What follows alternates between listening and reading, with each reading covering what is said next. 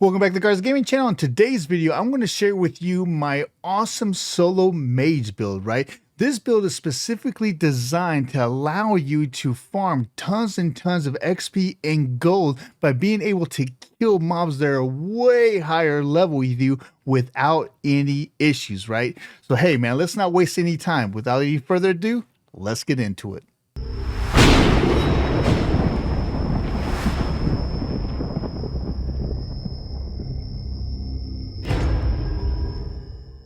Okay, before we get to this awesome build, right, let's talk about the runes that you're going to need. So for chest, I would slot Regeneration, Hands Arcane Blast, and Legs Living Flame. Now keep in mind, you can't even get the Arcane Blast rune into level 14 because you're going to need your Arcane Explosion spell to actually get this rune, right? So prior to level 14, I would spec in the Fire Tree and put points into Improved Fireball and actually use Living Bomb in lieu of Arcane Blast until you can get this rune, right?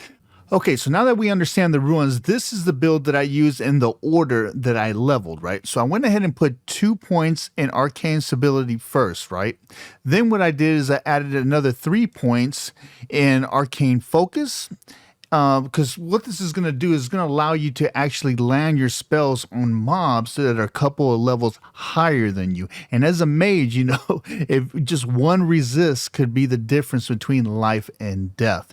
Now, once you get about 6% into Arcane Focus, then what I like to do is jump over here to Elemental Precision and put 2 points into Elemental Precision. Well, actually, max out Elemental Precision to get that 6% on that.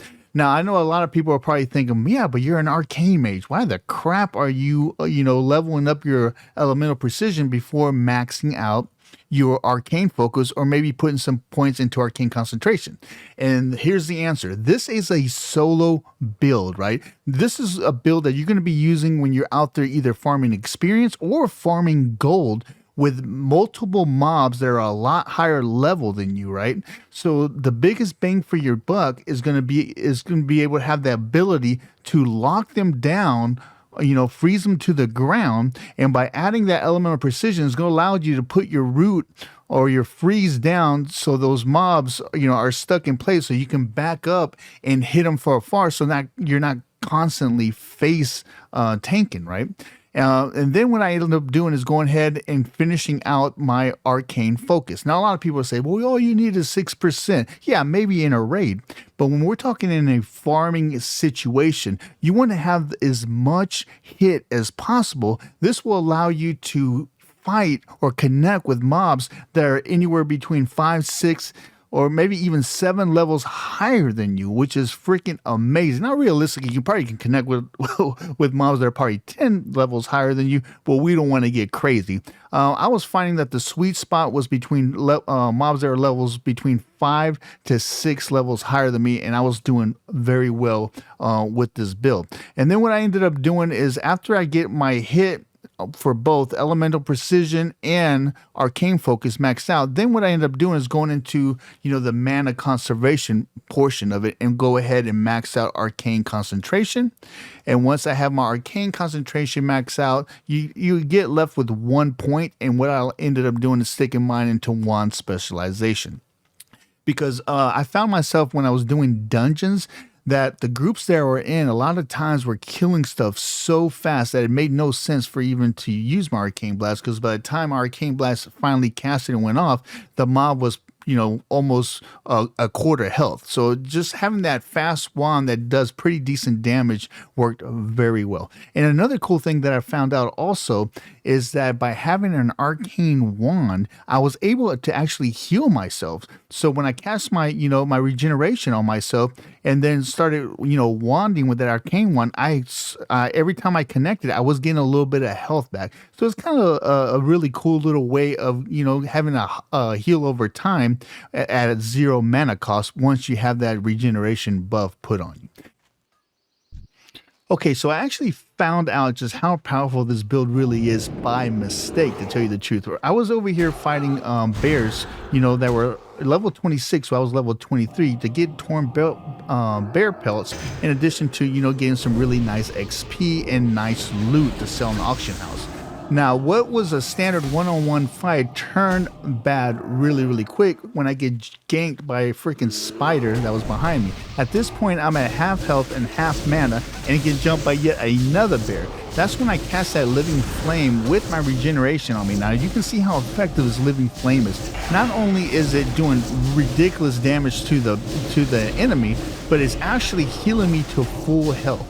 Now at this point, I'm running out of mana and my Evocate's still on cooldown. So being able to, permafrost or root these mobs to the ground so I can back up and get a little bit more clearance so I can, avoid damage and start healing myself was really, really important.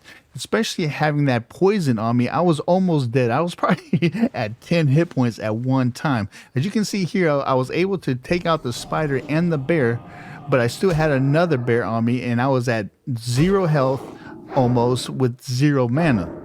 But you can see right here just how powerful mage healing is, man. I went ahead and cast my regeneration on me, and then I just go into him with my arcane blast again. As you can see, that one hit healed me for 78 points of damage. Right here, this goes to show you just how important Evocate is. If you look at my health, I'm at 0 health, and watch how quick that regeneration starts healing me, right? You see how important it is to freeze those, be able to connect with those freeze spells, and that's why I put those 3 points in, into the frost spec, just because of this reason right here. And then a couple more hits, and what was just an all-out panic mode, dude. I'm telling you, my heart was beating. I could have always cast Living Flame again and finished this a lot earlier than I really did. But the thing is, I was panicking so much, man. I didn't even realize that Living Flame was off cooldown. Okay, so now that I saw that by accident, I was like, let me see if I can do this on purpose. So I went ahead and pulled 3 bears to see if I can take on a level 26 and 225 bears, right? But as you're going to see here shortly, I get a little cocky and decide to go from 3 bears to 4 bears. But I'm telling you, man, this build is just so freaking amazing that I was able to pull this off with ease. Check this out.